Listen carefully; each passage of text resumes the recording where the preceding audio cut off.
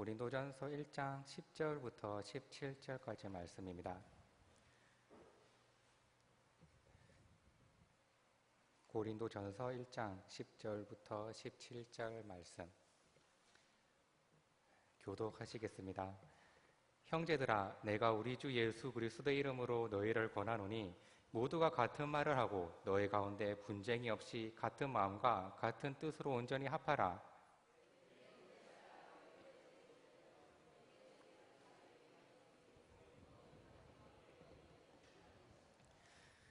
내가 이것을 말하거니와 너희가 각각 이르되 나는 바울에게, 나는 아볼로에게, 나는 게바에게, 나는 그리스도에게 속한 자라 한다는 것이니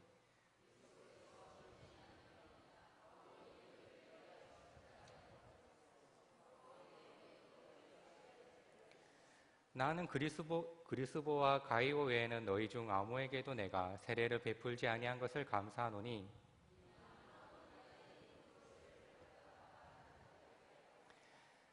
내가 또한 스데바나 집 사람에게 세례를 베풀었고 그 외에는 다른 누구에게 세례를 베풀었는지 알지 못하노라. 그리스도께서 나를 보내심은 세례를 베풀게 하려 하심이 아니요 오직 복음을 전하게 하려 하심이로되 말의 지혜로 하지 아니함은 그리스도의 십자가가 헛되지 않게 하려 함이라. 아멘. 선거 기간이라 한창 선거운동을 하던 때였습니다. 복사할 것이 있어서 사무실에 복사기를 보고 있었습니다. 저희 복사기가 참 속을 멍들게 하거든요. 아마 그날도 답답한 마음으로 복사기를 보고 있을 때쯤에 한 분이 사무실에 찾아와서 명함 하나를 저에게 주셨습니다. 제 머리가 좋지 않아서 기억이 가물가물한데 어디 당 쪽인지 잘 모르겠지만 저한테 이제 명함을 하나 주시면서 그분이 하시는 말씀이 당을 보지 말고 인물을 보고 뽑아주세요 라는 말씀을 저한테 하셨습니다. 저는 이 말이 참 서글프게 들렸습니다. 왜냐하면 저도 조금 느끼고 있었거든요. 여러분도 느껴보셨는지는 잘 모르겠지만 선거 기간에 가장 유행했던 선거 포스터가 뭐였냐고 생각을 해보니까 현재 있는 대통령과 함께 찍은 포스터가 아마 가장 유행이었던 것 같습니다.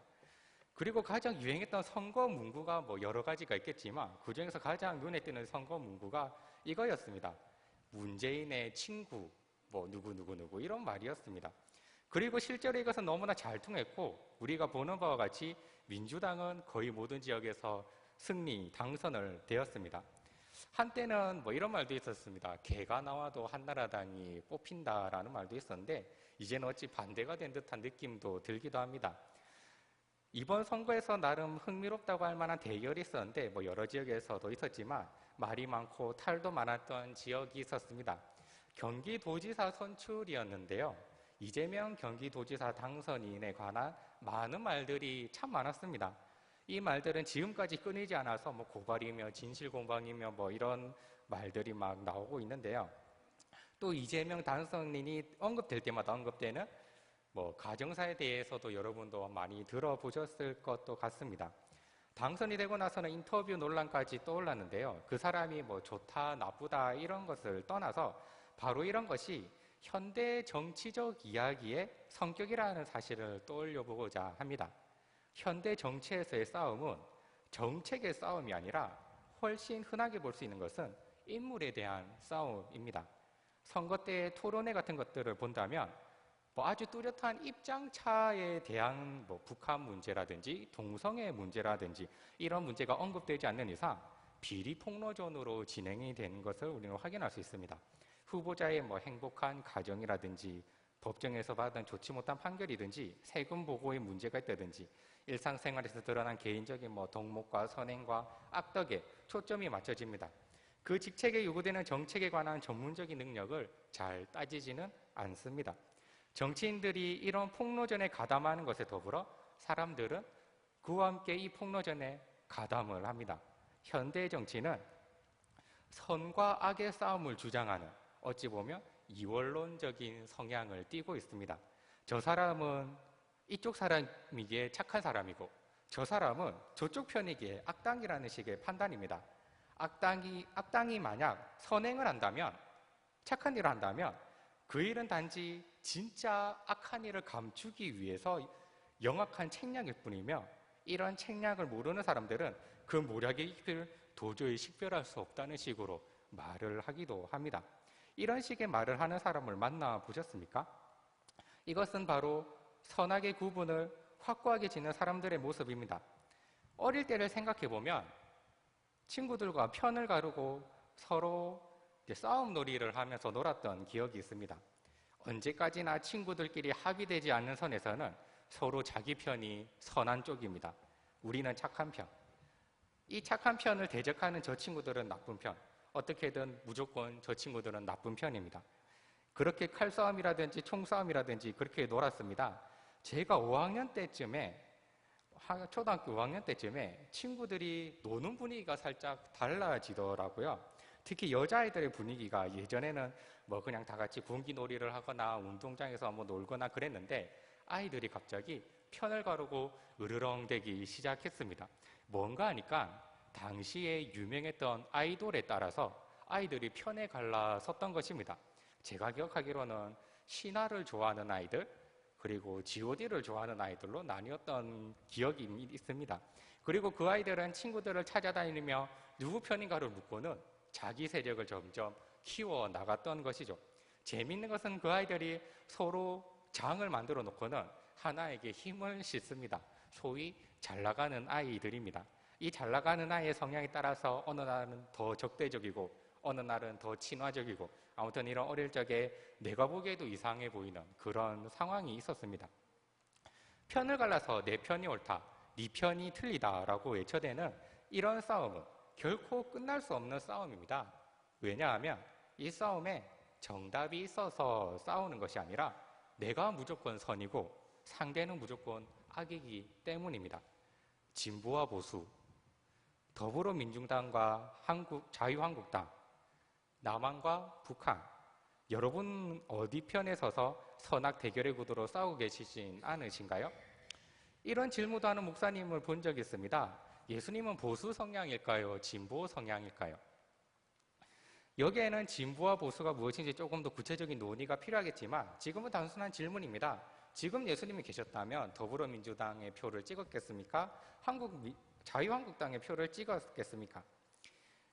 우리는 흔히 하나님은 내 편이시다라는 조금 근거 없는 자신감을 드러낼 때가 있습니다.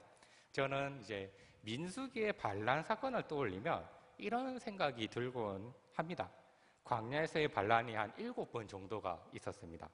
그중 결정적인 반란은 가데스 바니아에서 이제 정탐을 하고선 사람들이 겁을 먹고 애굽으로 돌아가려고 했던 반란인데 그들은 그렇게 하나님의 말씀을 따르지 않아서 벌을 받아 다 광야에서 죽어야 하는 징계를 받게 되었습니다.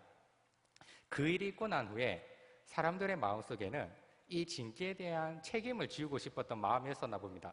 그렇게 고라와 아비람, 그 무리들은 모세에게 반란을 일으켰습니다. 그런데 생각해보면 이 사람들이 반란을 일으켜서 좋을 것이 있을까요? 이 반란을 일으키는 사람에게 승산이 있었을까요? 이 사람들은 반란을 충분히 경험했던 사람들입니다. 가데스 바네아에서 반란을 일으켰다가 멸망당할 뻔하고 모세가 겨우겨우 중보를 해가지고 겨우 살아났던 사람들이고 그 결과로 지금 광야에서 고생하고 있는 사람들입니다. 이 사람들이 반란을 일으킨다는 것이 승산이나 있었을까요? 그냥 아무 생각 없이 싫으니까 반란을 일으켰을까요? 이들이 이렇게 반란을 일으킬 용기가 있었던 것이 어디서 나왔을까요? 그렇게 하나님의 크신 일들을 눈으로 직접 본 사람들입니다. 저의 상상력을 조금 보태자면 이들은 이런 생각을 했지 않았을까요? 하나님은 우리 편이다. 하나님이 내 편이라는 생각은 정말 위험을 동반하는 생각입니다. 하나님은 누구 편일까요? 광주 편일까요? 경상도 편일까요? 서울 편일까요? 성경을 보면 편을 갈려서 네 편이냐 내 편이냐 분열이 될 때 예수님은 항상 양쪽을 품으셨습니다. 예수님이 제자를 고르실 때 세리였던 마태를 불러서 제자로 삼으셨습니다. 우리로 치면 친일파 사람, 그런 사람을 제자로 세우신 것입니다. 그리고 그 세리를 죽이러 다니는 열심당원인 시몬을 함께 제자로 부르셨습니다. 친일파 이완용과 독립투사 안중근을 함께 불러 세워놓고는 우리 같은 편이다, 우리 같은 가족이다, 뭐 이러고 계신 것입니다. 일개 한 식민지의 어부였던 베드로와 함께 세계적인 학식이었자 엘리트, 로마 시민권을 가진 바울을 함께 교회의 사역자로 부르셨습니다. 당시 거룩하다고 하던 바리새인과 서기관들의 질문에도 응답하셨고 몸파는 창녀와도 함께 길을 다니셨습니다. 유대인과도 함께 하셨고 그 유대인이 괴돼지 취급도 하지 않았던 사마리아인들에게도 찾아가셔서 자신이 메시아인 것을 직접 밝히셨습니다. 우리는 분열과 갈등의 시대에 살고 있습니다. 단순한 분열이 아니라 편을 먹는 분열입니다. 내 편이 무조건 옳습니다. 상대편은 무조건 나쁩니다. 상대편이 착한 일을 하는 것 같아도 인정하지 않습니다. 그들은 무조건 나쁘며 악당이며 그 이면에는 항상 나쁜 일을 계획한다고 생각하기 때문입니다. 그리고 이런 세속적인 성향은 이미 교회 안에 너무나 뿌리 깊게 박혀 있습니다. 교회는 참 다양한 사람들이 모이는 곳입니다. 물론 성향에 따라서 교회도 이미 나누어질 대로 나누어졌고 정치적 입장에 따라서도 많이 나누어졌지만 그래도 한 교회를 바라보면 참 다양한 사람들이 모이는 곳이라고 생각이 듭니다. 어린아이부터 노인들까지 돈이 많은 사람도 있고 가지지 못한 사람도 있습니다. 배운 사람들도 있고 배우지 못한 사람들도 있습니다. 어떤 회의에서 가만히 듣다 보면 참 다양한 생각들이 쏟아져 나오는데 그런 회의를 보다 보면 회의가 아니라 그냥 주고받는 말들 속에서도 이 사람은 이런 생각까지도 하는구나 싶은 말도 들을 때가 많이 있습니다. 물론 이러한 다양한 점들이 교회 유익이 될 때도 참 많습니다. 그렇지만 이런 것들로 편을 먹어서 자신들의 선을 외칠 때도 많이 있습니다. 오늘 본문은 바로 이런 문제를 이야기하고 있습니다. 고린도 교회의 한 문제점, 바로 분열에 관한 이야기입니다. 12절입니다. 내가 이것을 말하거니와 너희가 각각 이르되 나는 바울에게, 나는 아볼로에게, 나는 게바에게, 나는 그리스도에게 속한 자라 한다는 것이니 고린도 교인들이 바울파, 아볼로파, 베드로파, 그리스도파 이런 식의 구분을 통해 분열을 이루고 있었습니다. 파를 나누는 것, 어떻게 보면 애들 장난처럼 유치한 행동이라고 여길지 모르겠습니다. 하지만 고린도는 지식과 무역의 도시였습니다. 그들이 아이들이 장난치듯이 그런 분쟁을 하는 것이 아니라 자신들의 소속에 관한 투쟁이었습니다. 이것이 기독교의 본질에 관한 나의 비전이다. 이것이 우리가 가져야 할 진정한 소속이다. 이것을 외쳤던 것입니다. 이렇게 그들은 서로 다른 선생들을 내세워서 다른 스타일을 표방했습니다. 어떤 사람은 예수님에 대한 소식을 처음 전해준 사도를 향한 충성심을 떠벌렸습니다. 나는 바울의 사람이다. 하지만 바울은 고린도에 있던 유일한 선생이 아니었습니다. 바울이 떠나고 오래 지나지 않아 성경을 통달했을 뿐 아니라 그것을 감동적으로 풀어낼 수 있는 뛰어난 강사가 도착했습니다. 그의 이름은 아볼로입니다. 이집트 알렉산드리아 출신인데 당시 세 손가락에 꼽히는 세계적인 도시 알렉산드리아에서 큰 유대인 공동체가 있었는데 뛰어난 유대인 철학자도 이곳에 속해 있을 만큼 유대인의 발전을 많이 이루었고 그렇게 아볼로는 거기서 구약 성경을 통달했고 에베소에 머물다가 바울의 동료를 만나 기독교 메시지를 받았습니다. 그 후 고린도로 갔는데 그는 고린도 교회의 선생으로 자리를 잡게 되었습니다. 아볼로의 가르침과 스타일, 방법과 내용은 바울의 것보다 더 좋다고 선호하는 사람들이 생겨났습니다. 요즘도 흔한 일입니다. 전에 있던 담임 목사님과 후임 목사님을 비교하는 사람들은 어디에서도 볼 수 있습니다. 그리고 이 일은 쉽사리 분파와 경쟁으로 치닫기도 합니다. 나는 아볼로의 편이다. 그런데 이게 다가 아니었습니다. 고린도에는 자신들이 베드로에게 속했다고 말하는 사람도 있었습니다. 베드로가 고린도에 방문했었는지 알 수 없지만 베드로는 당시 세계교회의 영향력이 컸던 인물이었습니다. 고린도 교회 또한 자신들이 베드로에게 속했다고 고백을 한 무리들이 있었습니다. 나는 게바 편이다. 그 사이 자신들이 진짜 메시아의 백성이라고 주장하는 네 번째 분파가 생겼습니다. 다른 이들은 모두 어떤 지도자를 따르지만 이들은 오직 왕이신 예수님만 따른다고 말을 합니다. 예수님만 따른다는 것은 좋은 말이 아닌가요? 안타깝게도 이건 역시 교회 안에서 잘 알려진 파워 게임입니다. 여러분도 이 게임에 참여해 본 적이 있지 않으신가요? 교회에서 이런 말 하고 싶은 유혹이 있을 수 있습니다. 내가 기도를 해봤더니 이렇게 하는 것이 하나님의 뜻입니다. 누가 뭐래도 막무가내입니다. 당신의 말은 잘 알겠는데 하나님이 어떻게 생각하는지 내가 한번 알려주겠다. 뭐 이런 식입니다. 바로 고린도 교회에서도 이런 게임에 참여하여 예수님의 이름을 팔던 무리들이 생겼습니다. 나는 그리스도의 편이다. 이것이 바로 초대교회의 상황이었습니다. 어떤 분들은 초대교회가 순수한 복음의 열정이 가득한 이상적인 공동체로 생각할 때도 많이 있는데, 물론 그런 모습이 그려지던 교회도 있었습니다. 하지만 고린도 교회 역시 초대교회입니다.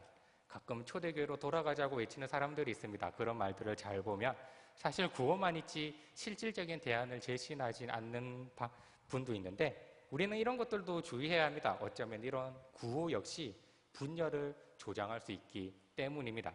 교회의 시작부터 이런 모습이 나타났다는 것은 우리에게 충분히 경계할 만한 일이라는 것을 보여줍니다. 내 편과 네 편의 싸움입니다. 파워게임, 즉 정치적 다툼과 유사한 대결 구도를 가집니다. 우리가 가진 복음이 진짜다, 우리가 따르는 선생이 참 스승이다, 이런 식으로 자신의 편이 선이 되고 내 편이 되지 않는 사람들은 나쁜 편이 되는 것입니다. 이런 식의 싸움을 교회에서 보신 적이 있으신가요? 안타깝게도 우리는 교회의 싸움 소식을 듣곤 합니다. 이런 싸움도 있습니다. 장로교가 당회를 따라야지, 이것이 바로 장로교의 본질이 아닌가 하는 식의 말하는 사람도 있습니다. 여기에 반대해서 우리는 당회 결정을 신뢰할 수 없다, 회중의 결정이야말로 하나님의 뜻이고 교회의 뜻이다 라고 말하는 사람도 있습니다. 어떤 곳에서는 담임 목사와 장로들의 싸움이 형성될 때도 있습니다. 그리고 장로편에 부교육자가 붙어서 더 심화될 때도 있습니다.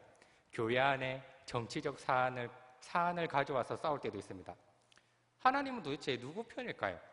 하나님의 뜻은 어디에 있을까요? 바울은 이 고린도의 분열에서 어느 한편에 끼어들어서 싸움을 하거나 싸움을 말리지도 않았습니다.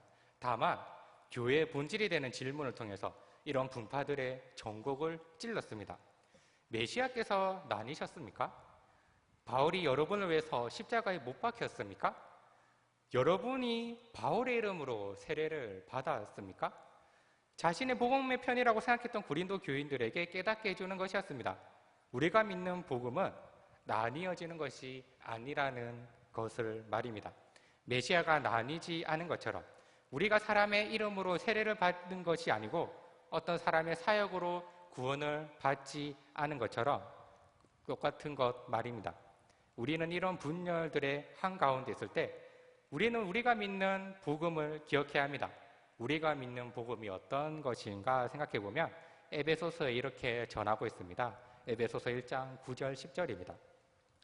그 뜻의 비밀을 우리에게 알리신 것이요 그의 기뻐하심을 따라 그리스도 안에서 때가 찬 격려를 위하여 예정하신 것이니 하늘에 있는 것이나 땅에 있는 것이 다 그리스도 안에서 통일되게 하려 하심이라. 통일이라는 단어는 우리가 일반적으로 사용하는 단어가 아니라 뭔가 요점을 요약한다는 의미입니다. 즉 하나의 원리 또 한 인물 아래에서 다른 모든 것들을 다 모은다는 의미가 됩니다. 하나님께서 우리에게 주신 이 복음은 우리로 하여금 그리스도 안에서 하나가 되게 하는 경륜과 뜻이 있습니다. 2장 14절에서 그리스도의 사역을 한번 보시기 바랍니다. 에베소서 2장 14절입니다. 그는 우리의 화평이신지라 둘을 하나를 만드사 원수된 것 곧 중간에 막힌 담을 자기 육체로 허시고, 여기서 둘이라고 함은 유대인과 이방인을 뜻합니다. 유대인과 이방인은 감히 함께할 수 없는 사람들이었습니다. 유대인은 하나님께 선택받고 직접 십계명을 받고 성전 안에서 하나님께 예배를 드리던 하나님의 백성이었습니다.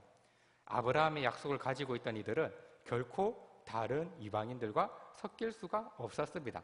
섞이는 것은 하나님의 뜻이 아니었습니다. 우리가 새벽기도에서 계속 민수기와 신명기를 보고 있는데 하나님은 계속해서 이방인들을 경계하라는 그런 명령을 이스라엘에게 주십니다. 그들이 하나님을 믿는다고 해도, 이방인들이 하나님을 믿는다고 해도 함께 예배를 드리지도 못했습니다. 이방인의 뜰이라는 곳에 따로 만들어서 그들은 서성이면서 예배를 바라볼 수밖에 없었습니다. 이렇게 도저히 섞일 수 없는 그런 사람들을 바로 그리스도께서 자신의 육체로 그 막힌 담을 허시고 하나 되게 하셨습니다. 이것이 우리가 믿는 복음, 원수된 것까지 하나 되게 하는 우리의 화평입니다.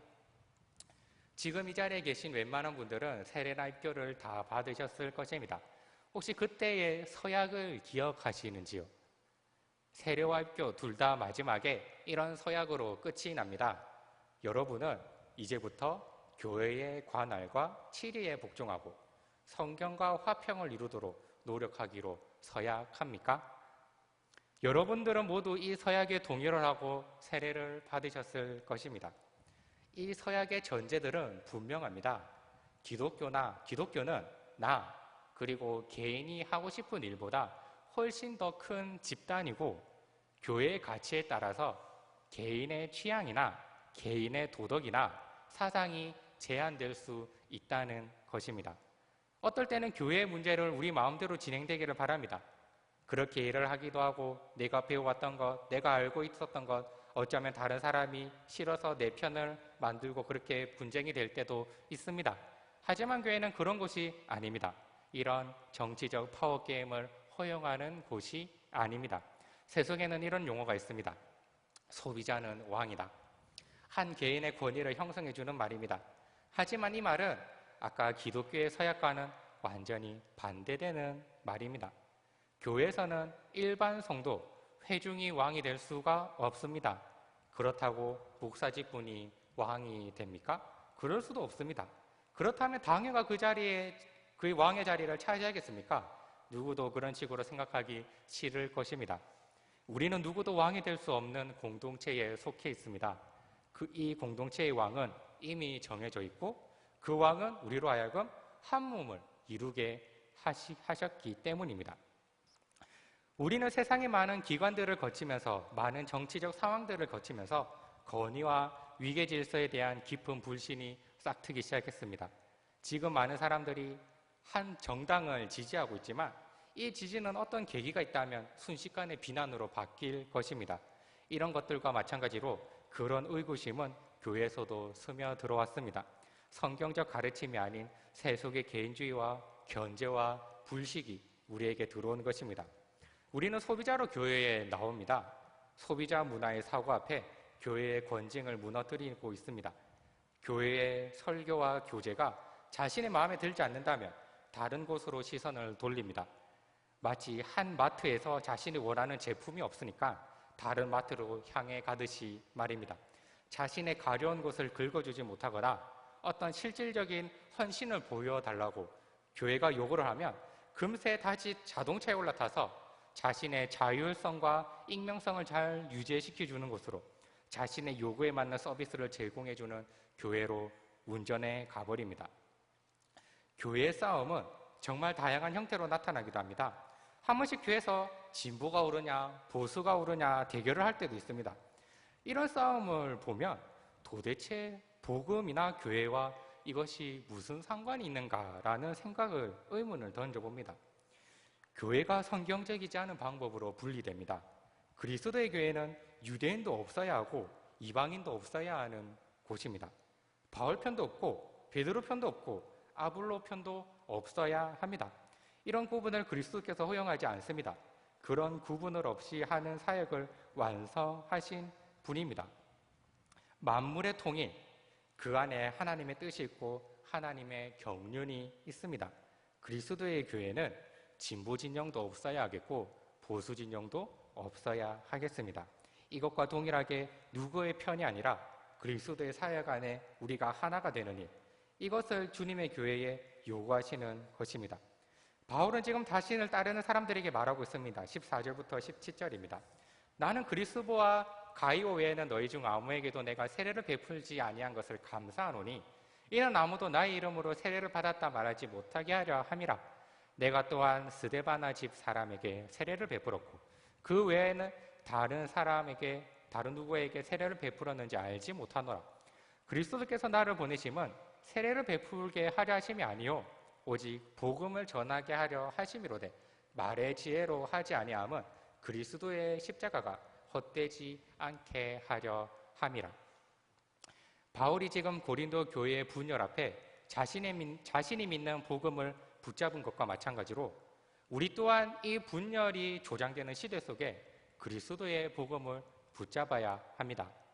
우리를 한 몸으로 부르신 그리스도의 뜻에 따라 살아가야 합니다. 이런 분열이 만연한 곳에 우리는 바울의 이 외침을 들을 수 있어야 합니다.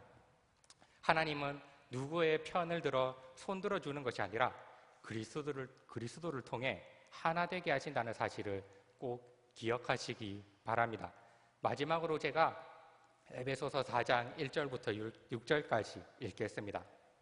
그러므로 주 안에서 갇힌 내가 너희를 권하노니 너희가 부르심을 받은 일에 합당하게 행하여 모든 겸손과 온유로 하고 오래 참음으로 사랑 가운데서 서로 용납하고 평안에 매는 줄로 성령이 하나 되게 하신 것을 힘써 지키라. 몸이 하나요 성령도 한 분이시니 이와 같이 너희가 부르심의 한 소망 안에서 부르심을 받았느니라. 주도 한 분이시요 믿음도 하나요 세례도 하나요 하나님도 한 분이시니 곧 만유의 아버지시라.